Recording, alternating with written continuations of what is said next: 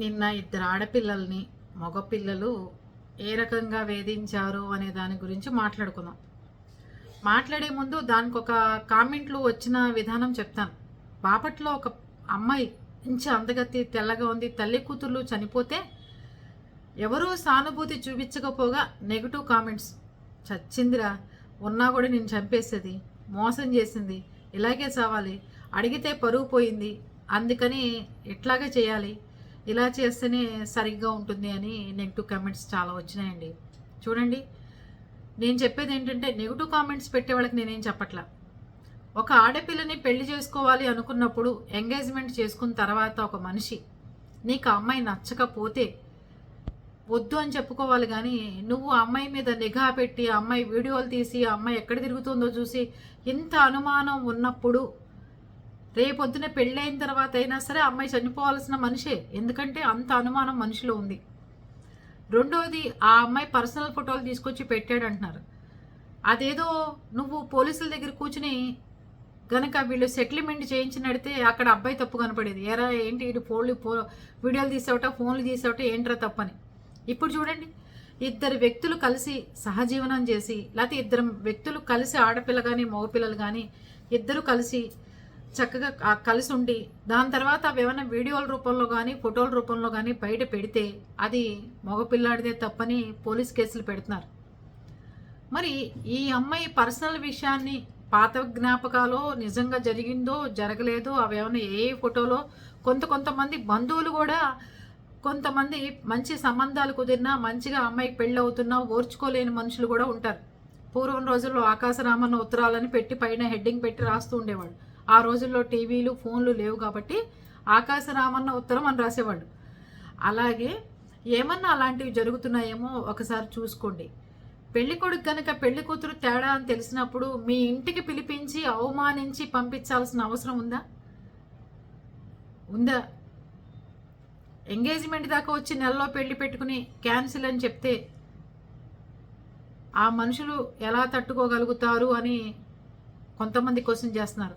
కొంతమంది ఏమో పోన్లేరా నువ్వు బయటపడ్డావు, ఇప్పటికైనా తెలిసింది, నువ్వు అదృష్టవంతులు అని పెడుతున్నారు.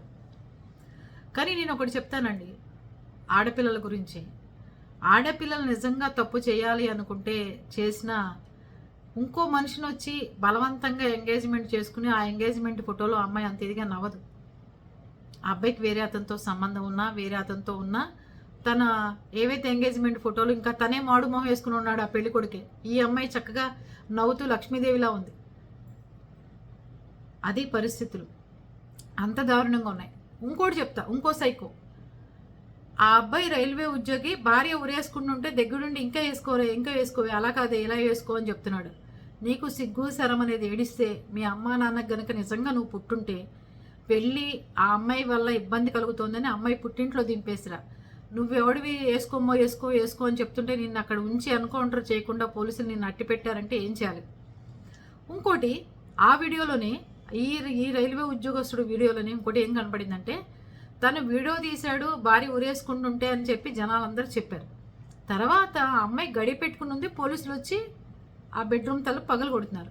మరి తిని ఎప్పుడు వీడియో తీశాడు? వాళ్ళిద్దరు ఉరేసుకుంటున్నప్పుడు ఆ అమ్మాయి గడి పెట్టుకోకుండా ఎలా గడి పెట్టుకుంది? ఇద్దరు ఒకే బెడ్రూమ్లో ఉన్నప్పుడు వెనక నుంచి గడి ఎలా ఉంది? ఇవన్నీ బోల్డ్ తేలాల్సి ఉన్నాయి. కానీ ఇద్దరిలోనూ ఒక ఆడపిల్ల చావుకి కారణమైన మనుషులు సైకో కిల్లర్ల కంటే దారుణమైన మనుషులు. మీకు అలాంటి మానసిక సమస్యలు ఉంటే ఆ డాక్టర్ల దగ్గర చూపించుకోండి. అంతేగాని మీరు ఇట్లాంటి పనులు ఇట్లాంటి చేష్టలు చేయకండి. ఎదుటి వాళ్ళ ఆడపిల్లల్ని ఎదుటి వాళ్ళని చంపేసే హక్కు మీకు లేదు. నచ్చకపోతే తీసుకెళ్ళి వాళ్ళ ఇంట్లో దింపేసేయండి, చక్కగా వాళ్ళు చూసుకుంటారు. దగ్గరుండి ఉరేసుకుంటుంటే చూసి దగ్గరుండి వీడియోలు తీసి ఎంగేజ్మెంట్ చేసుకొచ్చిన తర్వాత అమ్మాయి నచ్చలేదని చెప్పి ఈ నానా రకాలుగా పెడుతున్నారు. అసలు ఈ అబ్బాయి గురించి వాళ్లే పోలీస్ కంప్లైంట్ ఇస్తే వీడు ఎక్కడ కూర్చునేవాడు, ఎక్కడుండేవాడు? ఆలోచించండి. ఇది పరిస్థితులన్నీ. ఈ రకంగా ఉన్నారు మనుషులు, చాలా దుర్మార్గంగా ఉన్నాయి. ఎంగేజ్మెంట్ అయిన తర్వాత పెళ్ళి అవుతుందో తెలీదు, పెళ్ళి అయిన తర్వాత అసలు పెళ్లి కొడుకు పెళ్లి కూతురు కలిసి ఉంటారో లేదో తెలియదు, కలిసి ఉన్న తర్వాత వాడు ఉరేసుకోమని ప్రోత్సహిస్తాడో లేదో తెలియట్లేదు, ఈ అమ్మాయి డ్రమ్ములు వేసి సిమెంట్ వేస్తుందో లేదో తెలియట్లేదు. ఇన్ని మానసిక సమస్యలు వచ్చాయి పెళ్ళంటే, ఏమంటారు?